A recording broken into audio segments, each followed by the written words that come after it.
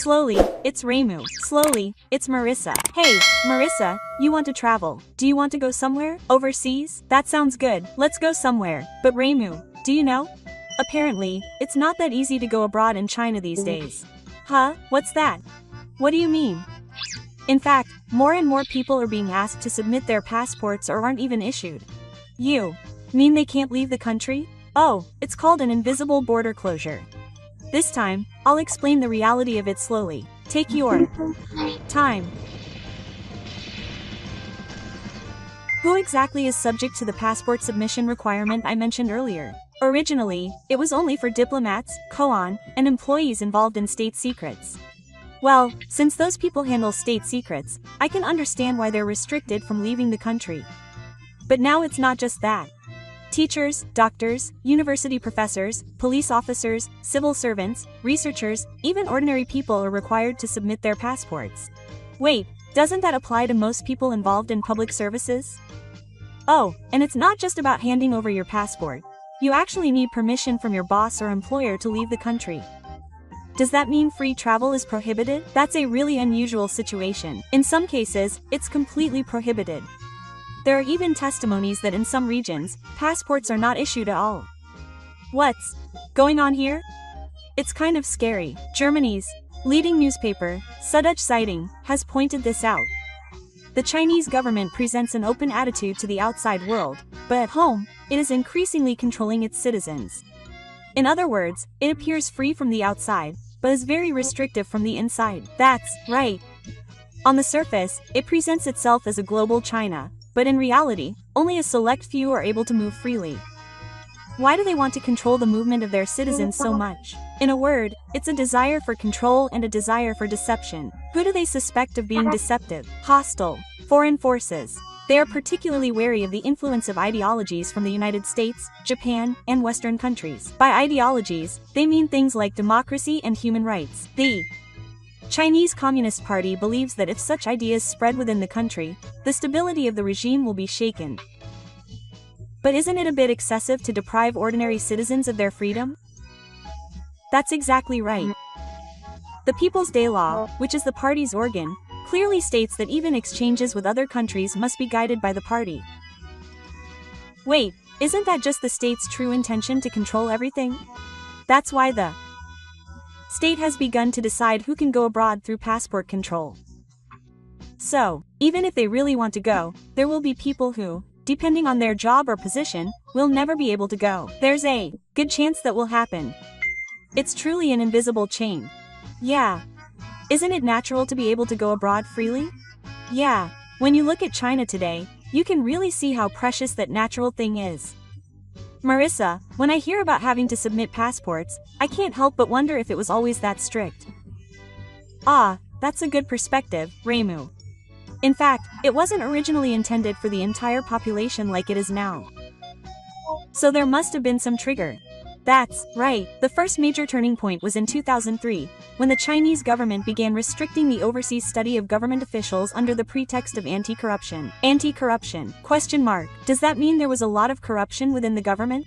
That's right. At the time, there were a series of incidents of corrupt officials fleeing overseas with ulterior motives. So, in order to prevent people from fleeing the country, they started to restrict their departures. I see. So there was a good reason for it at first. But now it's spreading to the entire population. The next turning point was in 2012, when Jinping became president. From that point on, the anti-corruption campaign was intensified in earnest. How much was it intensified? The number of executives who were punished. A whopping 4 million. Of course, there were people who were involved in corruption, but some say it was an effective way to get rid of inconvenient people. Wait, isn't that just a campaign in the name of anti-corruption? That's exactly right. And in this campaign, the restrictions on departures were expanded based on the logic that anti-corruption equals national security. In other words, going abroad has come to be seen as something to hide or carry. Yeah, and then the novel coronavirus in 2020 dealt a further blow. The lockdown thing. China was particularly strict. They had strict entry and exit restrictions for 3 years, effectively closing their borders in the name of infection prevention. And here's the problem. Those everyday rules are still in place. What? But the coronavirus is already over. Question mark. That's right. Now the rules are being maintained under the pretext of national security, not infection prevention. Anyone wishing to leave the country, even for tourism purposes, must apply in advance and undergo strict screening. Even if you just want to take a quick trip abroad. That's right.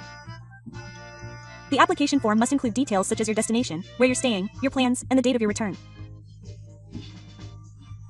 What's more, you're not allowed to change the route you applied for in advance while you're traveling. Isn't that impossible? Question mark. When you're traveling, you can change your mind halfway through, right? That's not allowed. Furthermore, talking to foreign media while you're there is also a no-no. They even say you have to declare it if you want to be interviewed.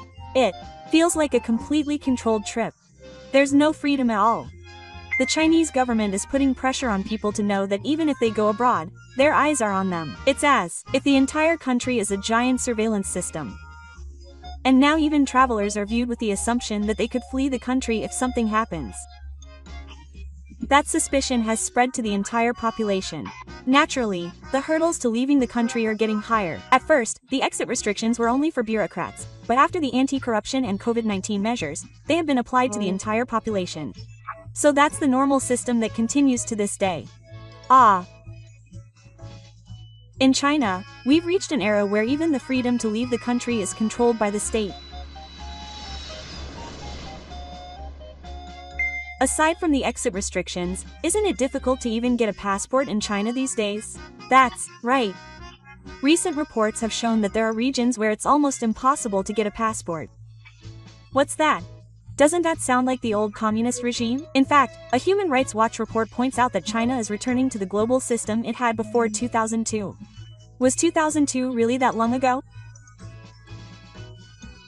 Back then, just getting a passport in China required political review and a long waiting period. And it was basically only issued to a limited number of elites. Are we going back to those days? Oh, and maybe it's worse because people seem more free on the surface now. It's possible to apply for a passport, but the conditions are way too strict. What are the conditions? First, proof of no criminal record. That makes sense. But then you need proof of your bank balance, tax records, social insurance payment history, and even a copy of your employment contract. What? You have to show all that just to go on a trip? That's not all. In some cases, you may need permission from the police station or the local Communist Party branch. What? You're being completely monitored. In other words, only people who are under the control of the government can have a passport. So ordinary citizens are complaining on social media from all over the country. For example, there are reports that in the province of Liberation, it's harder to get a passport than to go through the immigration process, and that in the provinces of North Korea, the Ministry of Education, Culture, Sports, Science and Technology, and the autonomous region of Tsukiji, they won't even issue one. Isn't that a kind of border closure? That's exactly it. Legally, people should be able to leave the country freely, but in reality, most people are unable to go abroad. But is this actually being reported in the news? Some overseas media and human rights groups are reporting on it, but of course, within China, it is subject to censorship, and even the word passport is sometimes censored on social media. It feels like the people are being completely locked up in conjunction with information control. Oh, the interesting thing is that the Chinese authorities are not denying freedom to leave the country. They insist that formally there are no restrictions, but in reality, it is mostly a matter of narrowing down and excluding people. So only a select few can travel freely? That's exactly right. Only those who are trusted by the state can go abroad. Anyone else can't even get a passport. That means that there is freedom as an institution, but in reality, there is no freedom. This is how formal freedom and substantive control coexist without contradiction, which is a characteristic of China today. It's like an invisible fold. Yes, this abnormal increase in the difficulty of obtaining a passport is also evidence that China is moving in a direction where its citizens are not physically allowed to leave the country. Even if you do manage to get a passport, is it really true that you can't go abroad? Oh, that's what's amazing. Immigration and customs checks have become almost like interrogations. Interrogations are just like exit checks, right? No, this is seriously dangerous. For example, the contents of your smartphone are checked on the spot, and all your SNS posts, chat history, and saved images can be viewed.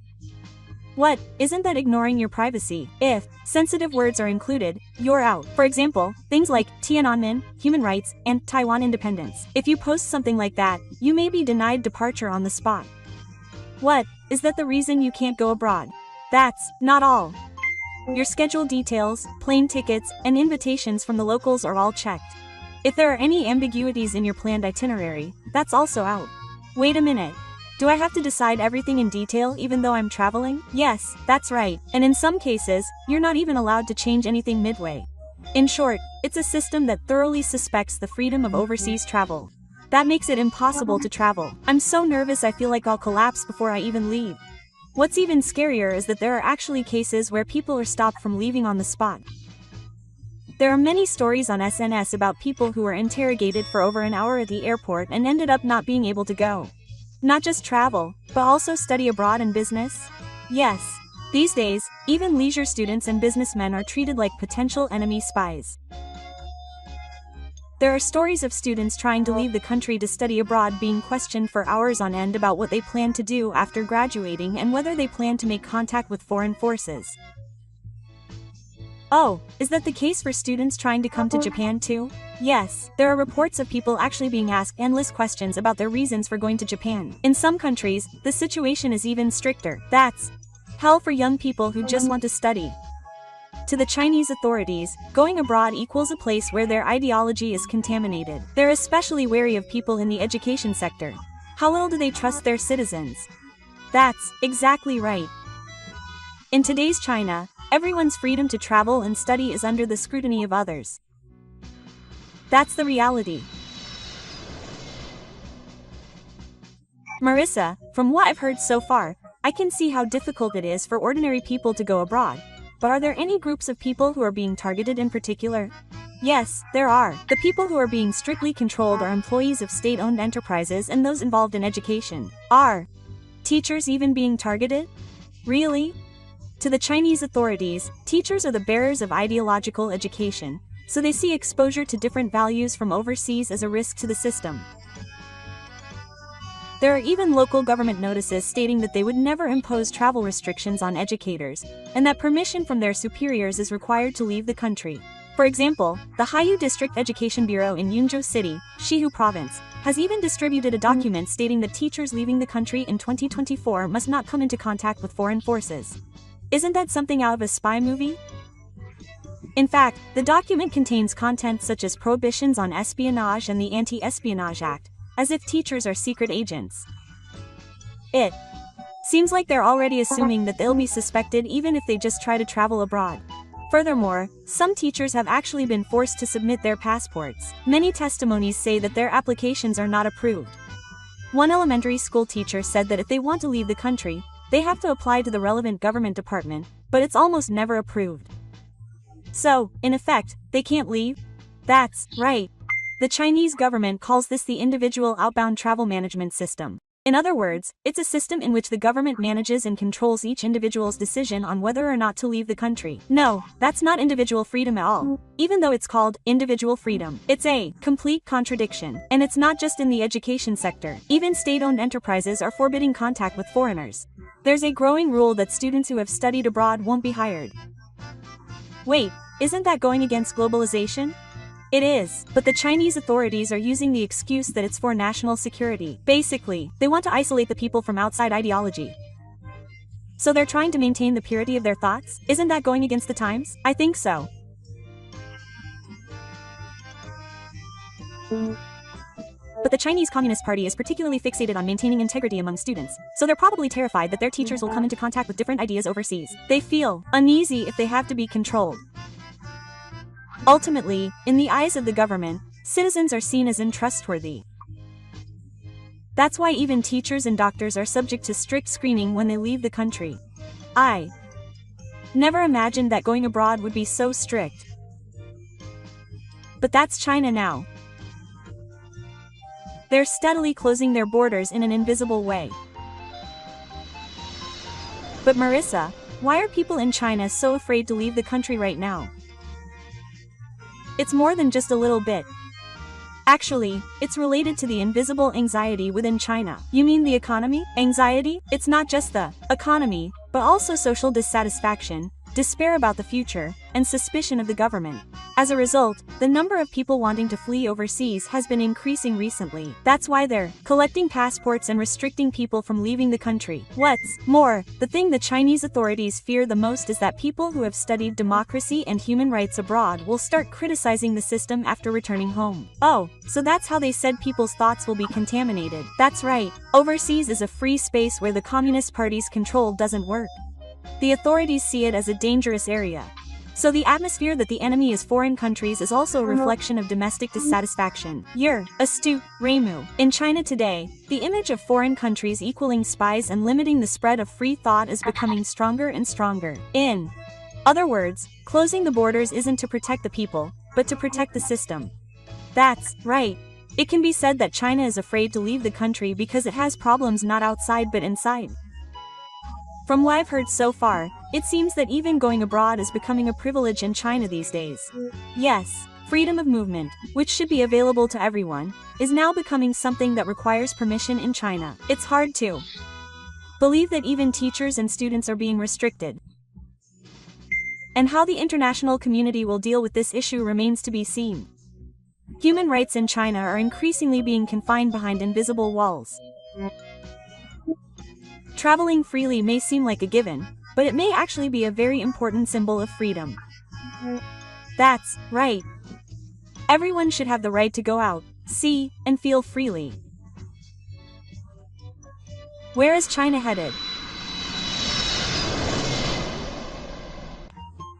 On August 26, 2025, a major incident occurred in Shaanxi province, Russia, where an oil pipeline essential for transporting energy to mosques was blown up. The blowing up of a pipeline that supplies energy to the neck is quite a big deal, isn't it? I wonder if it was caused by an attack by Ukraine. Yes, this incident is believed to have been an act of sabotage by Ukrainian Special Operations Forces. It seems that Ukraine's Zhongfangjin was also involved. The recent pipeline explosion has apparently forced an indefinite halt to oil supplies to Moscow. Isn't it pretty bad that energy supplies to Russia are being halted indefinitely? It seems like it would have a major impact, bringing Russia's economic activity to a near standstill. Incidentally, security forces and repair teams are busy responding to the situation on site, and footage of black smoke rising from the explosion site has been circulating. This pipeline was originally for civilian use, but apparently it has been converted into a military fuel transport route since 2018. Therefore, this attack can be considered a direct blow to the military's supply chain. I think it's important from a transportation perspective to blow up a pipeline, but haven't oil storage facilities and production plants been frequently attacked by Ukrainian drones to begin with? With all sorts of energy-related facilities being targeted, I think Russia is starting to face a serious energy shortage. That's a sharp point, that's right. It seems that a fuel crisis has been emerging in Russia around the time of this recent pipeline explosion. The impact is said to be particularly severe in polar regions and the occupied territories. Let me introduce some examples. Please. The first example is Sakhalin. Here, fuel sales are limited to emergency vehicles and special equipment, and gasoline sales to the general public have apparently stopped completely. In the Zacharia region, gasoline is being distributed, and there have been cases where ordinary drivers have been refused fuel. It seems like a serious problem that gasoline sales are starting to be regulated. In Russia, which is already a mess, if people can no longer travel by car, their lives will come to a standstill in an instant. In addition, in the Vladivostok region, there are apparently traffic jams of nearly 2 kilometers long due to people trying to refuel.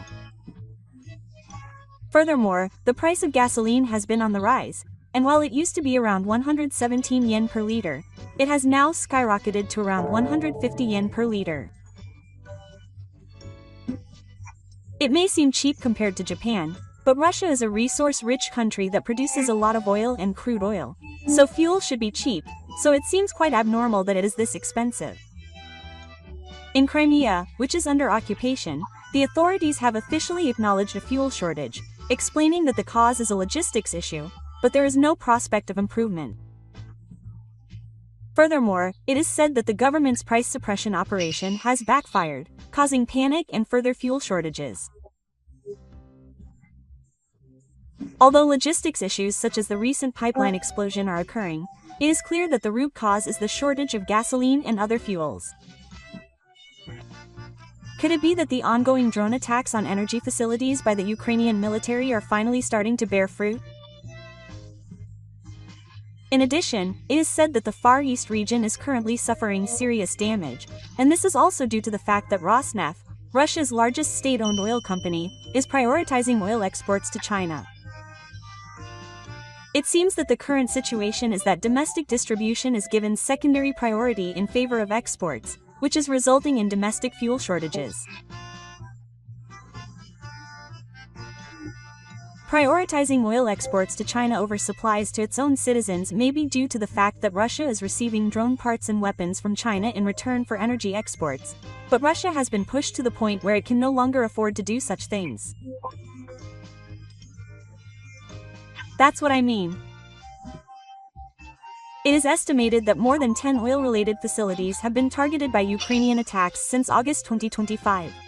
As a result of Ukrainian attacks, Russia's oil infrastructure is reportedly collapsing nationwide. This is finally starting to affect Moscow, the center of Russia. That's right.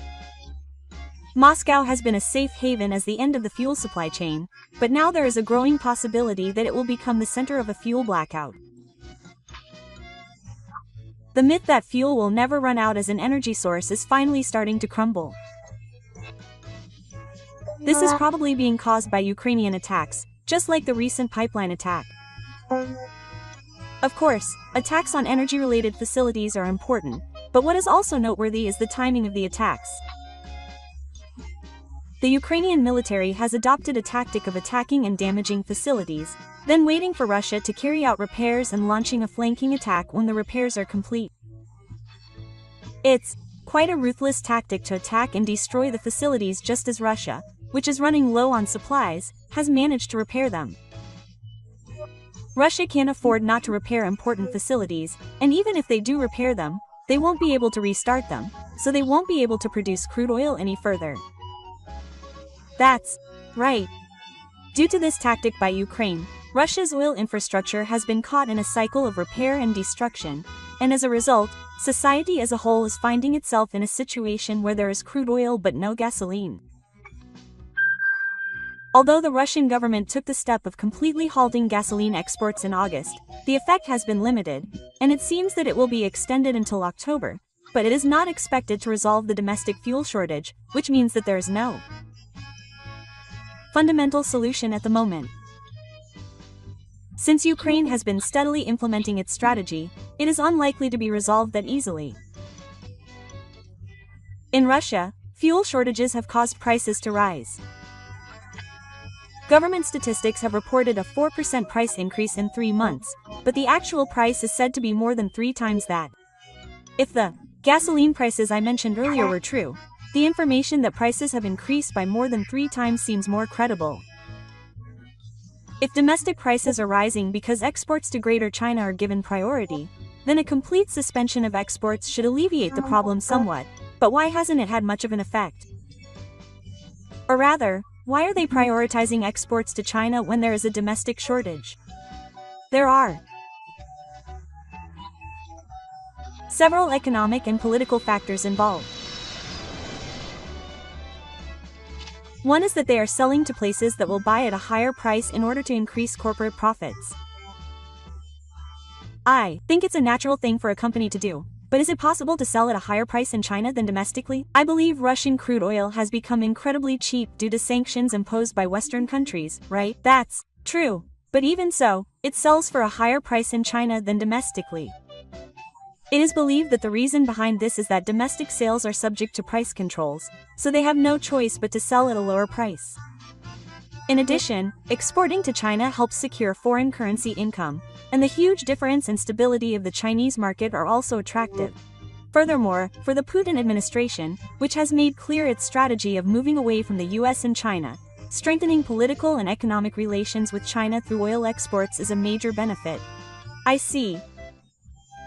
Up until now, crude oil production facilities were still operating, so domestic demand could be covered, but the ongoing attacks from Ukraine have gradually eroded that, resulting in the current export ban.